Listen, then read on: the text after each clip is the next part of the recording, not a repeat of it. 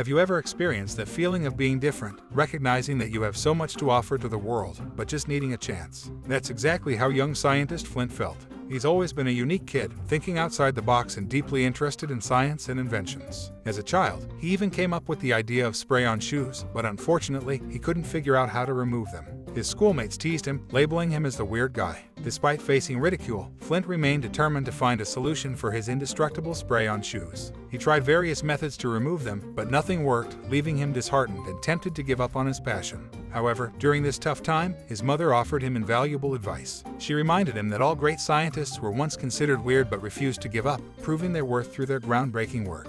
Inspired by his mother's words, Flint received a lab coat as a gift, and this boosted his excitement to continue his experiments in his treehouse-turned-science lab. Every day, Flint kept inventing new things, such as a remote-control TV, hair-growing tonic, and flying rats, but unfortunately, most of his inventions resulted in disasters. Nevertheless, Flint's enthusiasm remained undeterred. He aspired to help his hometown, Swallow Falls, a small town known for its sardines. However, after the closure of the Baby Brent Sardines Company, the town was left with only stinky fish to consume, leading to a lack of variety in their food choices. Determined to solve this problem, Flint embarked on inventing a device that could use genetic mutation to convert water into any type of desirable food. His only friend and assistant in this venture was Steve, a clever monkey with a thought-translating device. Together, they prepared for the test run, connecting switches and feeding instructions. However, just before they could witness success, the power ran out. Flint hurried to fix the supply but was intercepted by his father, who wanted him to give up on his passion and seek a stable job. His father's lack of understanding frustrated Flint, especially since it had been 10 years since the passing of his mother. In an attempt to please his father, Flint reluctantly started working at the family fish store. On his first day, he found the job monotonous. His day worsened when he encountered Brent, the former cute and famous baby ambassador for Baby Brent Sardines. Now, an adult, Brent was gaining popularity again as the mayor planned to announce a tourist attraction based on Baby Brent Sardines. Seeing this announcement as a chance to complete his food machine project, Flint took advantage of the busy opening ceremony and sneaked to the power station to connect his invention. Amidst the chaos, the machine flew through the town, leading to unintended destruction. It even landed on Flint, causing him to be scolded by everyone, including his disappointed father. He hides near the lake and regrets his decisions, but there he encounters the news intern, Sam Sparks. Unlike others, she admires Flint's invention and creativity, instantly capturing his heart. As they chat, a cheese slice falls from the sky, and suddenly, a massive glowing cloud appears overhead. To their astonishment, it starts raining cheeseburgers. Flint's food machine is working. Everyone comes out to enjoy the delicious burgers, and Flint succeeds in making others happy, especially Sam, who covers this extraordinary event as her first breaking news story. The rain of cheeseburgers eventually stops, but the citizens are thrilled and request Flint to do it again, except his dad, who is concerned about his son causing trouble. However, Flint convinces his father that he won't make a blunder this time. Back in his lab, he explains the working principle of his machine to Sam, calling it the Flint Lockwood Diatonic Super Mutating Dynamic Food Replicator, or just FLDSMDFR. Flint doesn't reveal the complete programming, engaging Sam in watching a YouTube video while he secretly sends new commands to FLDSMDFR. Flint sets up a dangiometer that will sound an alarm if the food overmutates in FLDSMDFR. The next morning, nobody bothers to cook breakfast as it falls from the sky. Crispy bacon, fresh juice, and sunny side-up eggs make for an ideal breakfast. The mayor strikes a deal with Flint, asking him to provide 3 meals a day for the town and attract attention worldwide.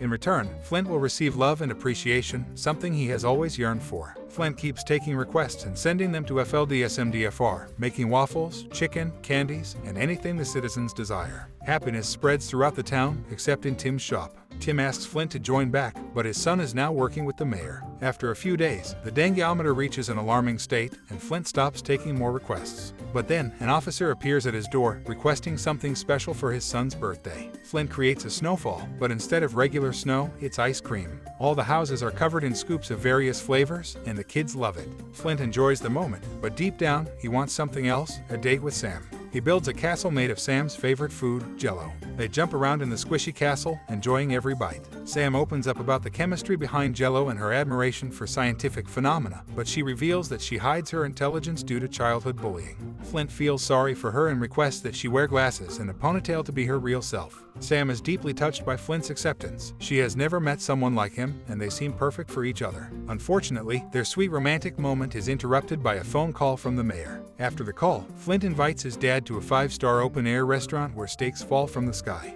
He tells his dad how much people love him now, and the mayor wants Flint to cut the ribbon for the town's reopening, which will be called Chew and Swallow Falls from now on. Flint expects his dad to finally be proud of him, but Tim only talks about the extraordinary size of the stakes. Flint feels frustrated as his father shows no appreciation and asks him to turn off the machine to prevent a disaster. However, Flint notices the abnormal size of the falling food and realizes that the machine is over-mutating. The mayor manipulates Flint, urging him to focus on the grand reopening and ignore his father's concerns, emphasizing that bigger is better. Agreeing with the mayor, Flint orders the machine to create a massive spread of spaghetti and meatballs. As the machine struggles to process the orders efficiently, Sam detects changes in the weather tracking device and tries to inform Flint, but he is preoccupied with the reopening ceremony and refuses to be interrupted. Full of pride, Flint cuts the ribbon and the food order is served, causing a chaotic spaghetti storm that puts everyone in danger. While others run for their lives, Flint rushes to his lab to stop the machine. To his dismay, Flint discovers that the mayor is placing more food orders, this time requesting a whole buffet from FLDSMDFR. Determined to put an end to the disaster, Flint tries to input the kill code, but the mayor accidentally destroys the communication device, cutting off Flint's ability to send instructions to the machine. Realizing that the situation is dire, Flint's father, Tim, hears the news and goes in search of his son. Tim finds Flint in the midst of his inventions, feeling like a failure and ready to give up. But for the first time, Tim shows trust in his son's abilities and urges him to wear back his lab coat. Tim believes that Flint is the only one who can stop the catastrophe. Inspired by his father's trust, Flint regains his determination and comes up with a plan B. Flint downloads the kill code onto a USB and modifies his flying car to deliver the code directly to the machine. He shares his plan with the public, seeking their apologies for the trouble caused. Though people are angry at him, the officer scolds them for their lack of consideration. With the kill code ready, Flint is prepared to face the looming global food disaster. The town is now counting on him to save them from this catastrophe.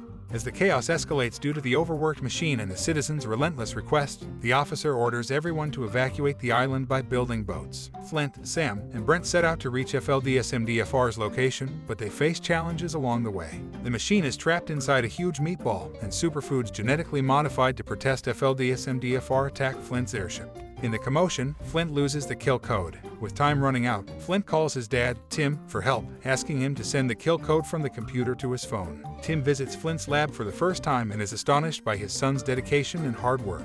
Flint guides his dad through using a computer, knowing that the food chaos is taking over the world.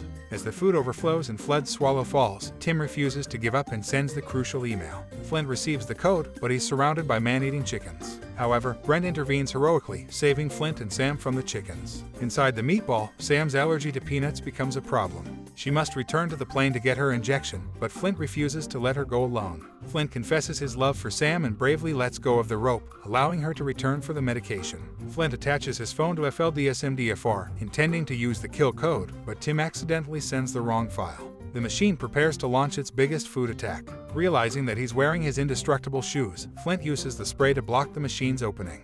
The machine can't process further and bursts into pieces. With the disaster averted, the clouds disperse and the sun shines again. The airship returns with Sam and Brent, but there's no sign of Flint. Everyone assumes he didn't survive, but a group of rat birds brings Flint back safely. Flint meets his dad, who has difficulty expressing himself, but Steve's thought-reading device helps Tim convey his pride and love for his son. Overwhelmed by his father's confession, Flint hugs him, and he openly accepts his love for Sam. Flint has finally proven his worth, realizing that being different is not weird but a unique quality to embrace. He encourages others to be themselves and show the world who they truly are. Thanks for watching. Please like and subscribe for more interesting movies.